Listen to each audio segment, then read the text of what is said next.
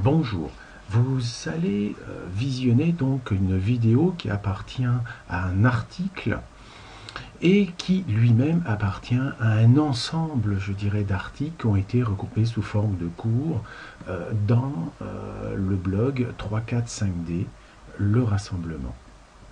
Donc vous savez que la démarche sur la voie de l'éveil demande d'aller fouiner un tout petit peu partout et nous sommes souvent perdus par rapport à tout cela devant cette masse énorme d'informations. Donc à ce titre, sur ce blog, vous aurez la possibilité de pouvoir, je dirais, aller à votre rythme en regardant par exemple quels sont les préalables au cours, le cours lui-même divisé en 12 chapitres, ainsi qu'avec les suppléments.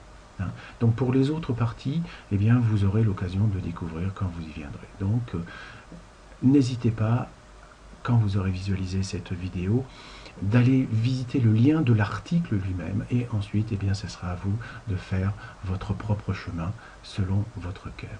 Merci, au revoir.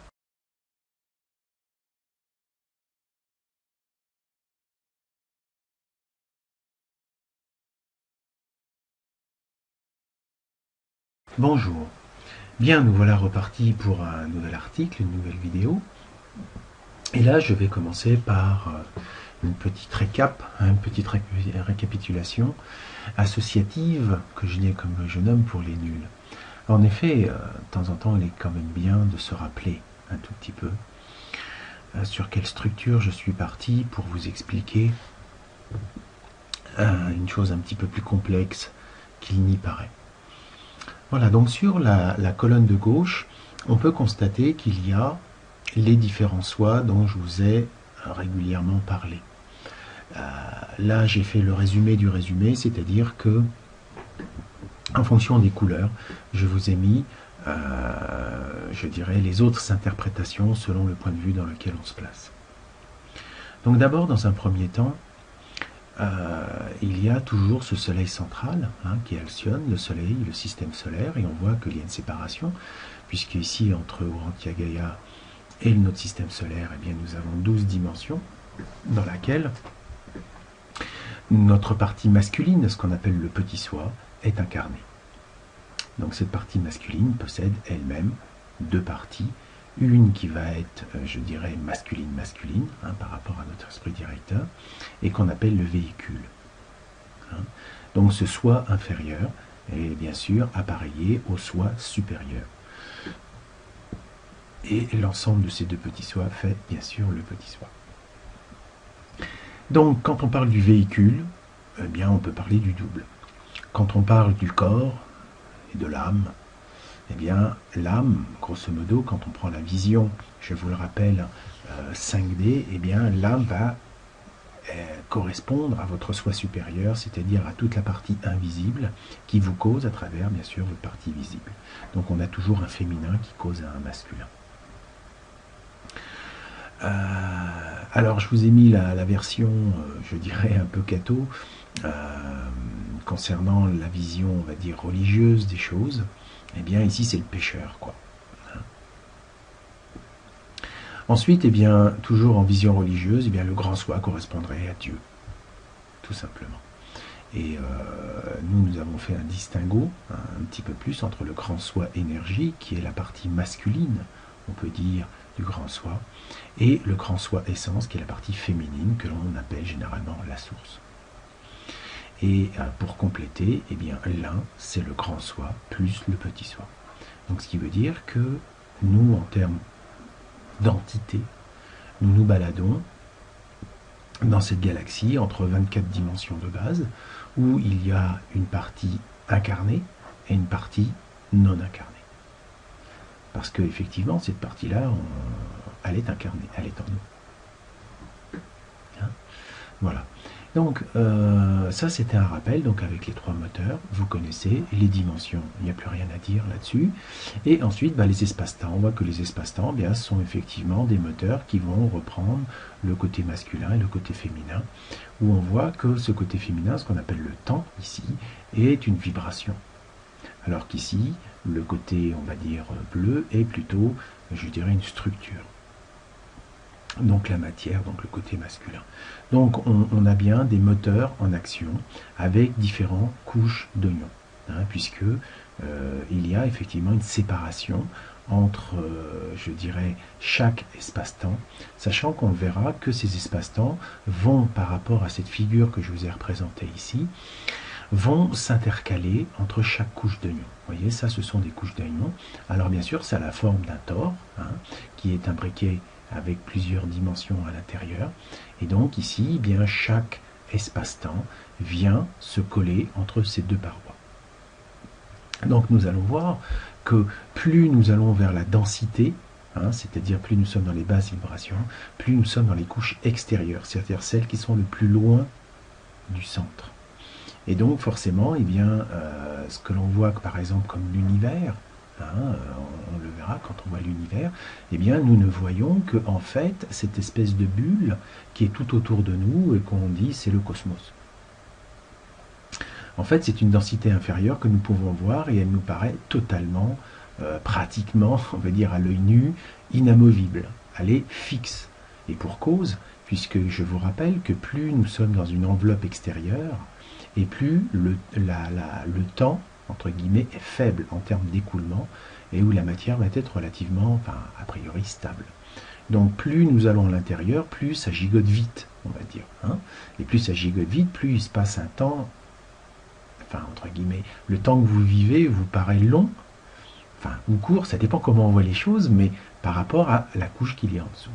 Donc il est évident que ici, si je reprends le moteur de la Terre, eh bien heureusement qu'elle ne gigote pas aussi vite que le moteur du ciel. Parce qu'imaginez que si à chaque pensée, votre corps se remodelait en permanence immédiatement, nous serions, je dirais, relativement très difformes et très rapidement. Donc il y a effectivement une notion que plus nous allons nous approcher des dimensions supérieures, plus en fait nous nous approchons du cœur même du centre du tore. Voilà, donc c'était un petit début pour vous faire comprendre un petit peu comment c'est fait, et on va voir que le tore, c'est l'aspect magnétique des choses, alors que l'espace-temps, on va voir que c'est une partie matérielle. Bien sûr, comme tout est androgyne. Ça veut dire que même quand je dis ceci semble masculin à l'intérieur d'un féminin, il est lui-même composé d'un masculin et d'un féminin. Donc on peut aller comme ça à toutes les échelles. Et c'est ce que nous allons voir avec les différents véhicules dans la prochaine illustration. Donc aujourd'hui, je compare, maintenant que vous savez un peu comment c'est imbriqué les uns dans les autres et comment les espaces-temps se succèdent, en fait, on va dire par rapport aux uns et aux autres, et je reviendrai à cette image, si vous voulez, un tout petit peu plus tard, car vous verrez qu'à l'intérieur d'une couche d'oignon, à l'intérieur d'un espace-temps, eh bien, il y a plusieurs véhicules, on va dire plusieurs véhicules spatio-temporels, puisque, comme vous le savez, vous avez plusieurs incarnations simultanées. Donc en clair, il y a 8 espaces-temps qui circulent à l'intérieur, on va dire, d'un tore, sachant que ce tore ici, global, eh bien, d'une certaine manière, par le phénomène de l'intrication, va aussi comprendre la totalité de vos vies antérieures. Enfin, restons simples pour l'instant. Donc là, je vous ai mis maintenant les structures énergétiques, parce que bon, l'objectif de cette diapo, c'est surtout de vous montrer le rapport qu'il y a entre l'espace-temps et votre véhicule, ainsi que, je dirais, on va dire, ni plus ni moins, vos chakras et les différents moteurs qui le composent. Donc, ici, je répète, nous sommes dans un style Merkaba dualité, où un élément feu féminin et un élément feu masculin doivent s'équilibrer afin de pouvoir passer dans la prochaine structure dodécaédrique, qui est donc une structure cristalline, et qui va bien sûr posséder aussi toujours ces espaces-temps, mais on verra que à ce moment-là, l'organisation, je dirais, de la circulation de l'énergie ne sera pas la même, puisque la structure qui héberge, on va dire, les différents tores sont organisées spatialement différemment. Voilà ce que j'avais à vous dire par rapport à cette récapitulation. Et maintenant, nous allons pouvoir passer, je dirais, au sujet principal. Bien, maintenant, nous allons passer à la deuxième illustration qui va vous représenter physiquement, en 3 dimensions, quelle est l'imbrication des différents véhicules. Et nous allons voir que tous ces véhicules travaillent par paire, toujours. Il y aura toujours un masculin et un féminin. Donc, je vais commencer par vous parler, eh bien, je dirais, du corps physique, qui possède les différents chakras, et ces différents chakras vont fabriquer, d'une certaine manière, ce qu'on appelle une aura. Je reviendrai à cette explication, je dirais, ultérieurement, puisque on peut découvrir, on va découvrir, puisque je vous en avais déjà parlé un tout petit peu avant, pourquoi il y avait des cônes au niveau, je dirais, des différents chakras. Et quand nous allons aborder la version des tores, vous allez voir pourquoi ce sont des cônes. Mais bon, ça sera pour une prochaine fois. Donc, ici, votre corps physique est le véhicule, la partie masculine de votre soi inférieur. Et l'aura, c'est-à-dire l'énergie qui anime, la vibration qui anime le corps, eh bien, est la partie féminine, toujours de ce soi inférieur. Donc c'est un couple. Et il est évident que vous avez ce que j'appelle comme une tenue de cosmonaute. C'est-à-dire que la tenue de cosmonaute s'appelle en fait votre véhicule de lumière. C'est-à-dire que votre véhicule de lumière est lui-même, on va dire, un couple. C'est-à-dire que ce véhicule de lumière, votre Merkaba, est la partie masculine qui est à l'intérieur d'une partie féminine que l'on appelle la conscience. Donc je vous mets la suite, on va dire, de la démo. Et on appelle ça le soi supérieur. Donc quand on dit je vais rencontrer mon double, je vais me connecter à lui, eh bien ça veut dire qu'il faut que la partie extérieure, magnétique, vienne se coller sur la partie, on va dire, masculine, c'est-à-dire la Merkaba, donc votre véhicule de lumière.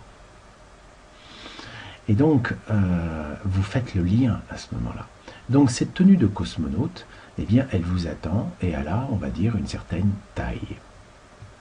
Et cette taille, eh bien, il va falloir que, comme dirait l'autre, votre corps physique rentre, bien sûr, dans, je dirais, la tenue de cosmonaute, mais il va falloir pressuriser à l'intérieur. C'est-à-dire que si la taille, je dirais, de ce costume est fait pour quelqu'un, je dirais, allez, on va dire, de 100 kg et qui fait 1m80, eh bien, c'est sûr que si à côté, vous, votre aura n'arrive pas à se caler là-dedans, eh bien, avec votre 1m60 et vos 40 kg, vous allez vous balader dans la tenue de cosmonaute, et comme dirait l'autre, vous allez pas être à l'aise du tout. Donc, il y a donc un travail, effectivement, à fournir pour pouvoir utiliser la tenue du cosmonaute. Donc, c'est en cela, quand on dit que quelqu'un est sur le chemin, je dirais, de l'éveil, c'est quelqu'un qui va se retourner vers sa partie dite féminine. C'est-à-dire ce qui va correspondre, d'une certaine manière, à la partie magnétique de lui-même, c'est-à-dire à une partie invisible que l'on ne voit pas et qui va donc correspondre à son aura. Et donc, plus vous équilibrez votre corps, on va dire, avec toutes les vibrations magnétiques, eh bien, c'est-à-dire qu'il est en harmonie avec lui-même, eh bien, automatiquement, comme dirait l'autre, eh bien, votre aura va grandir. Et elle viendra se caler dans les recoins, en fait, de votre costume, qu'on appelle le véhicule de lumière. Donc, quand nous sommes en 3D, 4D, eh bien, on voit bien que la Merkaba possède 2 tétraèdres, un masculin et un féminin. Donc, le masculin à la base, c'est le premier chakra, on l'a déjà vu. Ici, la base du deuxième est le deuxième chakra. Ici, c'est le 6e chakra. Ici, c'est le 5e chakra, le côté co-créateur masculin. Ici, donc, le moteur du ciel est ici. Le moteur de la Terre est ici. Et entre les deux, nous avons cette fameuse ligne de l'oubli que je vous mets souvent ici et qui correspond, bien sûr, entre le 3e chakra masculin, c'est-à-dire le mental, avec le 4e chakra qui est le cœur, qui est donc la vibration. Donc il faut équilibrer ce moteur de l'humain au centre de vous, afin d'être centré par rapport à votre Merkaba. Ensuite, eh bien, si vous êtes ancré à la Terre, eh bien, votre aura va pouvoir bien se caler, on va dire, dans cette partie-là, dans cette partie inférieure de votre Merkaba, tandis que quand vous allez développer votre partie du moteur du ciel, elle viendra se caler aussi à ce niveau-là. Donc, quand quelqu'un est en progression sur le chemin de l'éveil, eh bien, il va donc découvrir ce que ça veut dire d'abord de découvrir son côté féminin et de l'équilibrer avec son côté masculin. Donc, le nouveau monde qui nous attend est d'abord en nous. Et on peut constater que aujourd'hui, ce n'est pas à massacrer du masculin qu'on va gagner quelque chose. Parce que, en fait, nous sommes en déficience de féminin. Puisque notre société a été, je dirais, faite de telle façon que le féminin soit massacré. Hein. Donc, on le verra, enfin, on l'a déjà vu dans un article précédent, le véhicule spatio-temporel était déphasé par rapport à la normale. Ça veut dire que nous sommes dans une 3D entre deux couches d'ions, donc entre une 3D, 4D qui sont déphasées. Et quand on dit déphasé, ça veut dire que quand vous êtes par exemple une voiture, au lieu comme dirait l'autre, de filer tout droit, hein, c'est-à-dire de partir du masculin pour aller au féminin, l'objectif de monsieur qui a envie d'aller voir madame, eh bien, il s'avère, ça s'appelle la 3D unifiée, eh bien, il s'avère que pour aller voir madame, il faut tourner à droite ou à gauche. C'est-à-dire que dans l'espace-temps dans lequel nous sommes, est un espace-temps déphasé. C'est-à-dire qu'il n'y a pas une ligne droite qui va du point A au point B. Pour aller du point A au point B, il va falloir tourner de 90 degrés d'une certaine manière. Donc il y a un codage, donc c'est beaucoup plus difficile. Et vous pouvez imaginer que votre vibration doit avoir donc, je dirais, une certaine vitesse, une certaine vibration en elle-même. Donc dans un monde de 3D unifié, si on vous dit partez du point A pour aller au point B et que vous avez 1 minute pour le faire, sachant qu'il y a par exemple 1 kilomètre, eh bien vous allez pouvoir y aller à fond et un jour ou l'autre vous allez y arriver à le faire en 1 minute. Vous irez à une certaine vitesse. Et bien là, c'est le même cas. Le seul truc, c'est qu'il va falloir tourner quasiment à la moitié du chemin à angle droit. Donc vous pouvez imaginer que le pseudo-kilomètre que nous devrions faire n'est pas 1 kilomètre, mais est un tout petit peu plus grand parce qu'on ne pourra pas tourner à 90 degrés cul sec, comme on dit. Donc, on fera comme une espèce de courbe, et comme dirait l'autre, on ira bouffer les fossés, enfin bon, on fera un petit peu, vous savez, comme dans les pistes cyclables, où il faut relever la piste, parce que sinon on sort de la piste pour pouvoir tourner, quoi. Et donc c'est pour ça que c'est beaucoup plus dur, et si nous étions effectivement dans une 3D unifiée, eh bien depuis longtemps on serait ascensionné. Mais comme on est des casse-cous, on a d'une certaine manière demandé à d'autres confrères, on va dire, de nous corser le truc et de nous mettre que du virage. Donc nous tournons à droite ou nous tournons à gauche, comme le sens de la Merkaba chez les dames et chez les hommes. Donc, normalement ça devrait se rencontrer, mais en fait il n'y a aucune ligne droite. Enfin, vous comprenez, j'espère, la métaphore, et donc c'est d'autant plus difficile. Mais comme dirait l'autre, nous sommes d'accord pour relever le challenge et nous sommes là pour ça. Voilà. Donc, pour remplir cette Merkaba, hein, eh bien, on doit quand même, à notre niveau, équilibrer notre masculin-féminin. Donc, une fois que notre aura s'est bien calée dans la tenue de cosmonaute, eh bien, à partir de là, on va pouvoir, en conscience, puisque ce qui baigne autour de notre véhicule de lumière s'appelle la conscience. Et c'est donc notre conscience. Donc cette Merkaba est située dans le soleil.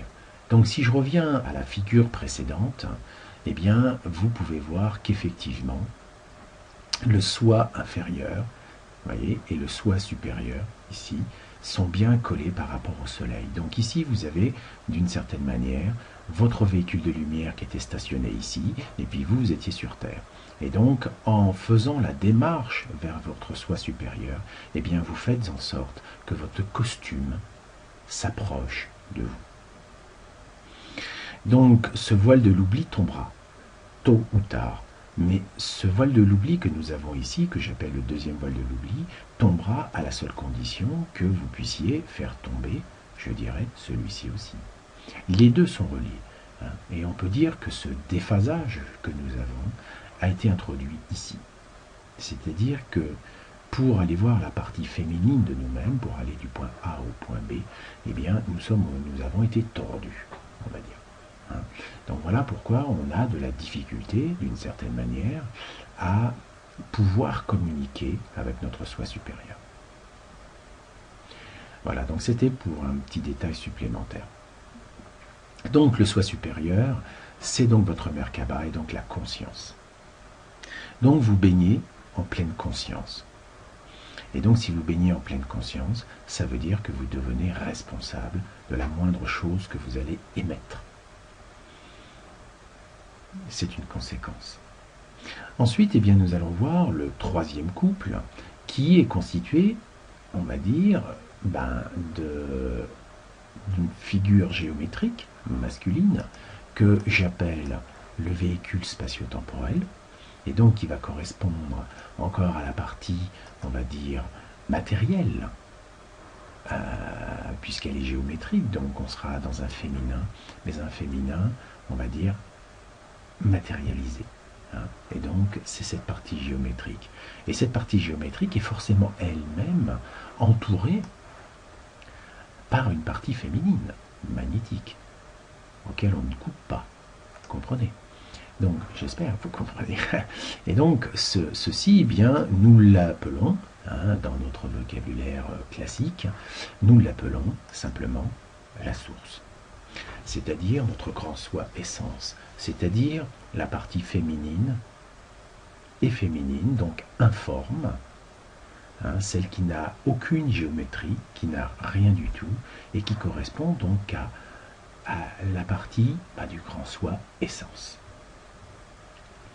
Voilà, donc ça c'était pour vous montrer un petit peu les implications des choses. Donc ici nous avons notre corps physique avec la pressurisation faite magnétique de notre aura qui va nous coller à notre véhicule de lumière. Et notre véhicule de lumière ne se mettra en route que si nous prenions véritablement conscience de ce qui se passe afin de coller, entre guillemets, à notre véhicule spatio-temporel, qui lui pourra aller se balader ensuite, on va dire, dans les différentes, déjà dans la couche d'oignon dans laquelle il est, ce qui est déjà pas mal, puisque en effet, comme je vous l'ai dit dans l'article, eh bien, nous ne sommes pas seuls dans le sens qu'un esprit directeur possède 8 possibilités d'incarnation. Donc ce qui veut dire qu'il y a 8 corps physiques, alors je ne les ai pas tous représentés, qui se baladent dans cette même couche d'oignon. Et forcément, ils partagent la même chose que vous. Et nous sommes tous interreliés, parce que notre conscience, elle est à la fois dans chacun des véhicules. Et donc c'est pour ça qu'il y a comme un effet de résonance. Et ceci se vit, bien sûr, dans un temps linéaire, puisque c'est une structure d'une certaine manière, c'est la partie masculine. Et nous allons voir que, quand les choses vont se compliquer un tout petit peu, que à la fois, tout en étant individuels, nous semblons effectivement individuels, en fait nous sommes multiples en termes d'incarnation, tout en sachant que ceci n'est qu'un seul monde, puisque ce que nous appelons nos vies antérieures, eh bien, correspondent à d'autres bulles. Et on verra dans un autre article comment ces bulles s'articulent entre elles pour que nous puissions vivre en même temps toutes nos vies antérieures, tout en ayant une notion totale de temps linéaire, pour chacune des vies. Mais bon, ça fera partie d'un prochain article. Voilà, donc j'espère que vous avez compris maintenant quelle est l'imbrication des différents véhicules et que nous retrouvons en fait 3 couples principaux. Nous trouvons le corps physique et l'aura.